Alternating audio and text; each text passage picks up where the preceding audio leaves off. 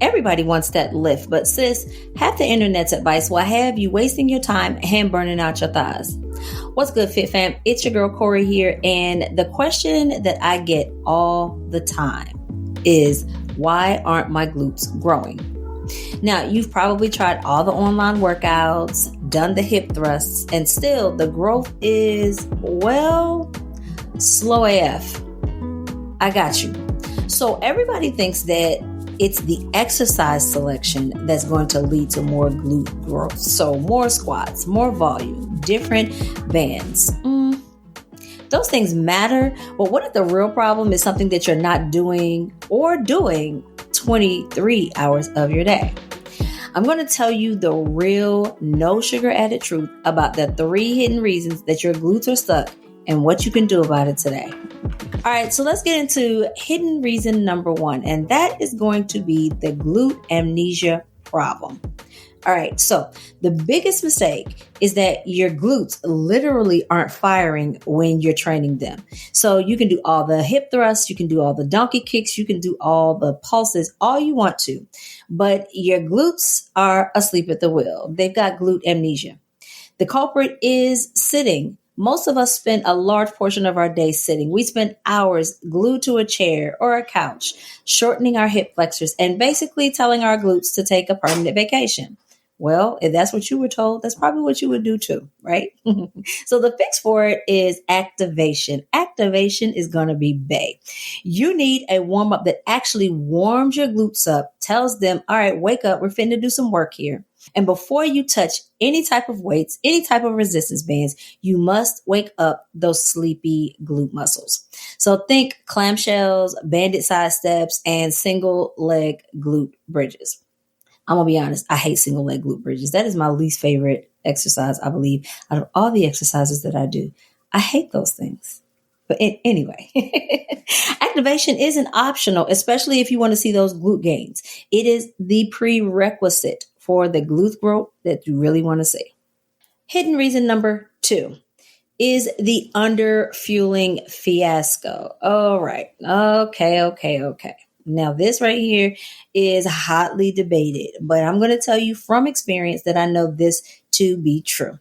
Growth needs fuel. Bottom line, if you like when you were small, you were a kid and your kids were kids, little babies, in order for them to grow, they had to get fuel. So they had to eat, right? Okay. Same thing with the glutes. You can lift as heavy as you want to all day long, but your muscles literally cannot build new tissue without the building blocks. So that's where your calories and your protein come into play.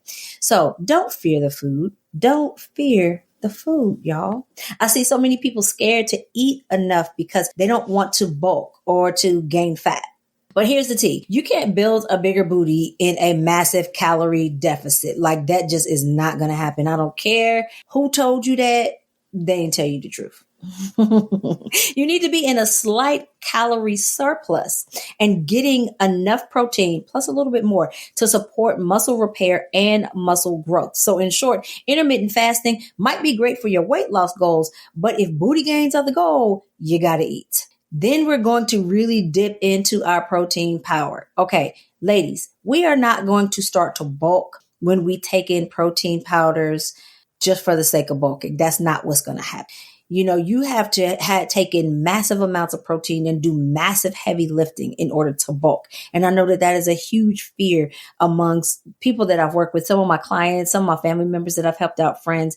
I hear it all the time. I don't want to bulk. Well, the things that you would have to do in order to bulk, you're not doing them. So don't worry about that. Your body needs roughly 0.8 grams to a gram of protein per pound of body weight.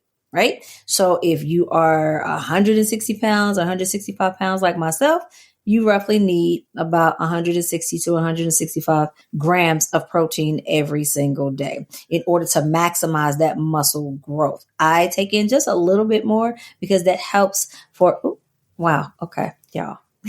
So that helps to get my results in just a little bit faster. Because if you're skipping that, you are building a sandcastle with no water. I'm just saying, y'all. Hidden reason number 3, the recovery fail. All right. So stress and sleep, lack of sleep and excess stress are both gain killers. So your muscle fibers tear in the gym a little bit. And before you freak out, just know that this is completely normal. It happens to everybody. And then they rebuild bigger and stronger while you right? So if you're only getting 4 to 6 hours of sleep, you are shortchanging your gains. This is where the magic happens. I always say on my podcast that the body does its best work when it is at rest. But before this, be sure that you are recovering properly, right? So immediately after your workout, think your cool down, stretching within like the last 5 to 10 minutes of your workout, right? Make that your cool down. That's your recovery. Replenish your electrolytes. So hydration.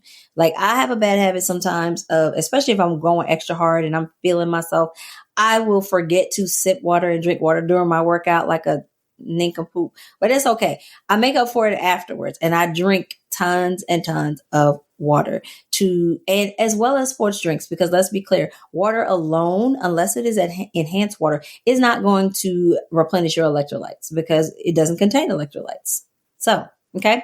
All right. So during your workout, you're going to lose those. And then a nutrient dense meal. I'm thinking heavy on your protein and carbs, both within 2 hours of the workout. Usually within 2 hours of the workout, immediately after my workout, my recovery drink is a protein shake with a banana. A banana is always in there. So that's going to be my carbs and my protein at the same time. Next up, we know stress is a killer for so many things, but for our glutes, chronic stress, it spikes your cortisol, which is your stress hormone. And high cortisol is a catabolic, meaning that it breaks down muscle tissue for energy. And your gains are literally being eaten up by your stress. So if stress is an issue for you, and honestly, who isn't stressed these days? But try some deep breathing exercises like box breathing or the Take 5 method. I talk about that a lot on my podcast as well. Those are 2 methods that I try and they are absolutely amazing. And finally, we're going to talk a little bit about the wellness connection.